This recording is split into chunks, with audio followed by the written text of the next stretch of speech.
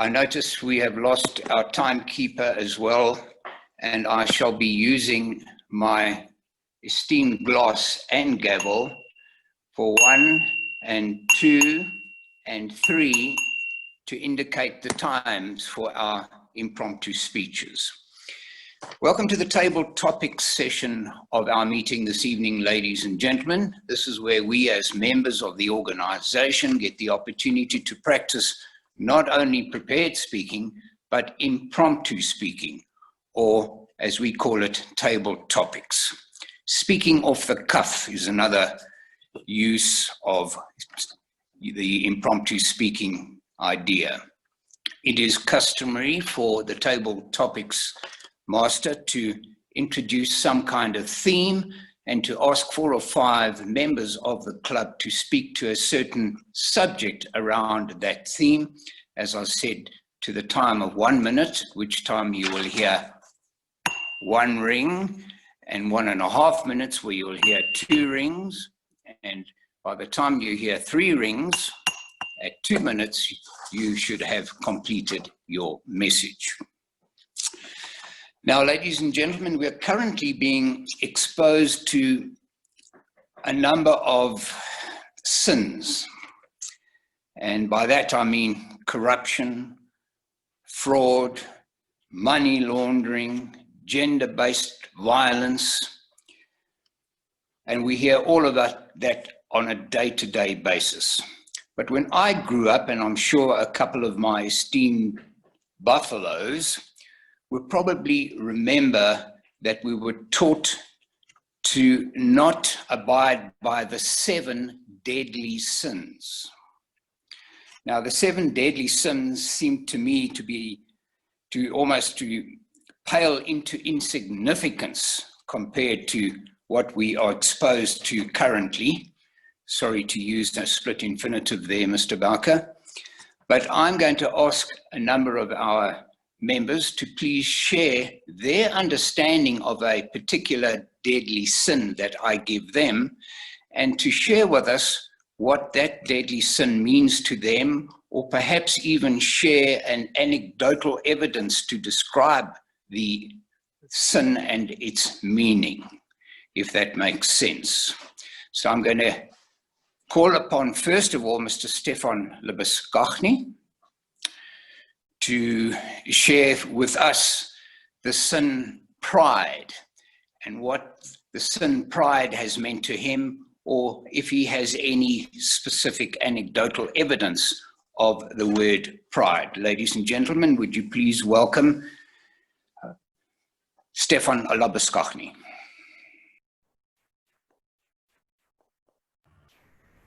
Mr. Session Leader, ladies and gentlemen, pride can probably be a good thing, and if you look at it as a sin, it can be a bad thing.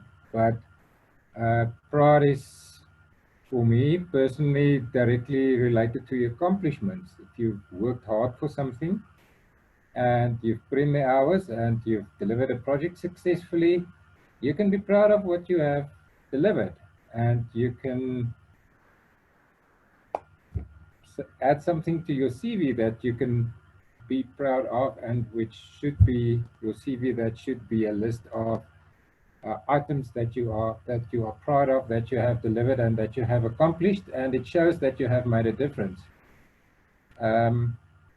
Pride becomes a problem, or a sin, I suppose, when you think that you are better than anybody else. So when you are good at something and you are proud of yourself, it would obviously be a good thing to help others to achieve the same. And I think that is what we do at Toastmasters. On the one side, we do have achievements that we have in Toastmasters, but on the other side, even on the same program, even if you have achieved your pathway or your CC or your project, you can help other people. You can help other people and other members as part of your group, so they can accomplish the achievement and be proud of what they have done, and essentially everybody would have something to be proud of, and we have helped each other to achieve it. Mr. Session Leader. Thank you very much, Mr. Labuschagne. A deadly sin was turned into something that one could be proud of there. So thanks for sharing that pride story with us. A second deadly sin is that of envy. And I'm going to call upon our Toastmaster, who's working very hard this evening, and general evaluator, in the form of competent Toastmaster or competent communicator, Adrian Swanepoel, to please share with us the deadly sin, envy, and what that means to him. Please welcome Adrian Swanepoel.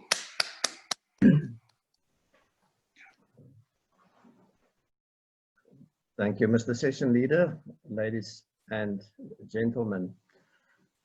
Well, the first thing that comes to mind is that envy is something that we even read in the Bible is to be avoided. It's something that's made quite an issue of.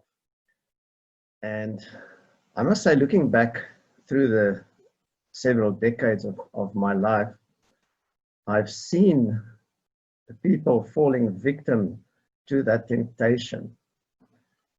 And certainly, I am yet to see a positive outcome when people do give themselves or give in to that temptation. I think at the core of envy is probably an issue with one's own self-esteem. I agree with our previous speaker that it can be very healthy to be proud of your accomplishments in the sense of it's almost like being grateful, having that sense of worth rather than feeling you're better than anybody else. So in a certain way, I think pride and envy are probably cousins or close relatives.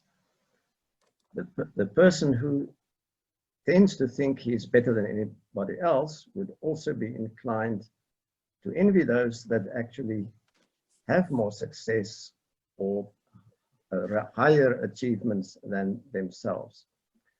So, Mr. Session Leader, I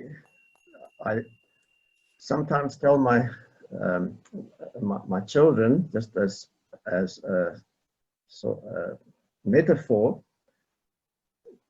be careful, wees versigtig soos 'n daai ding soos 'n geelslang. And that would be my advice. When you see envy staring at you like a puff adder or some other, look at it like in that way and be careful, Mr. Session Leader.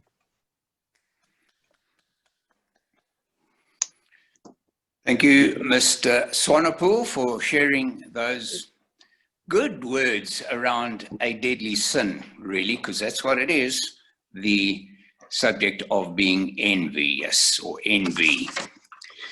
Thank you. Moving on to our third speaker and our third deadly sin this evening, ladies and gentlemen. I'm going to call upon our new Centurion banking ombudsman and canary farmer of Centurion, who enjoys a pork chop or a hunter's dry in his time. And I'm going to ask him to share with us the deadly sin of gluttony. To speak to us about gluttony, ladies and gentlemen, please welcome competent Toastmaster Rob Scarborough. Mr. Session Leader, ladies and gentlemen, gluttony would be something that we all should be a little bit afraid of. We should stay away from it because gluttony brings to mind, I have images of people eating and drinking and doing whatever they want to do in excess. So if you drink too much or eat too much, you could be called a glutton. So be careful. There's much to enjoy with having a Hunter's Dry or a vintage lager out in the, I was thinking the southwestern side of Centurion, southwestern side of Pretoria. Enjoy a drink, enjoy your food, and do it in a moderate way. Like most things, moderation is what's important. To be a glutton is terrible. To eat everything that you see and to try and drink everything that you see as well will only get you into trouble. Mr. Session Leader, let's stay away from gluttony.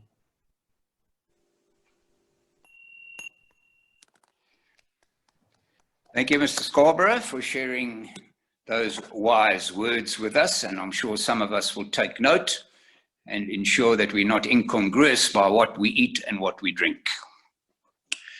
Moving along to our last speaker this evening, ladies and gentlemen, I'm going to call upon a retired schoolmaster, a retired school headmaster, in fact, who I think is rather qualified to talk about this specific deadly sin, and perhaps he can also share with us the meaning of the word wrath.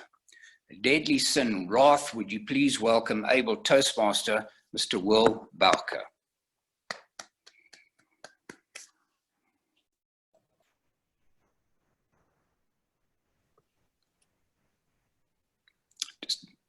If you can unmute yourself, Will. Can There you you hear go. me? Can you hear me? Yes, perfect. Right, wrath is a very interesting word because as a schoolmaster, I often had to face the issue with some lad who was seriously out of order and on whom I had to deal the matter. Now, corporal punishment is no longer permitted, but in those days, the boys used to say, "Sir, just give me a hiding and let me go, and you'll be happy and I'll be happy." And that's the way in which to handle wrath. And it worked well for me as a vice principal, a deputy principal, and a school principal, and it worked well for the lad himself. And he would go out of my office and he would make 2 marks on his time, or 3 marks on his time, or 4 marks on his time, and he would see that as being a level of status. Because how many jacks he had got was of almost like a military medal. So wrath is not a sin. Wrath is the way you announce and you show your feelings towards some sort of inconsistency. But wrath is not anger. Wrath is done with love and concern and so on. Mr. Session Leader.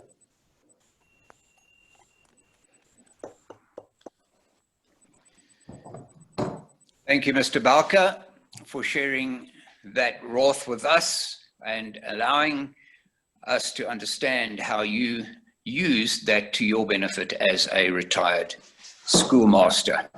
Now, ladies and gentlemen, may I thank our speakers for sharing with us the deadly sins as being not really as deadly as we expected them to be, compared to the kind of crime and sins that we are experiencing in our daily lives today. But thank you for your efforts in the impromptu speaking session, gentlemen, and I hand control of the meeting back to our acting Toastmaster, and I hand the virtual gavel back to Mr. Adrian Swanepoel.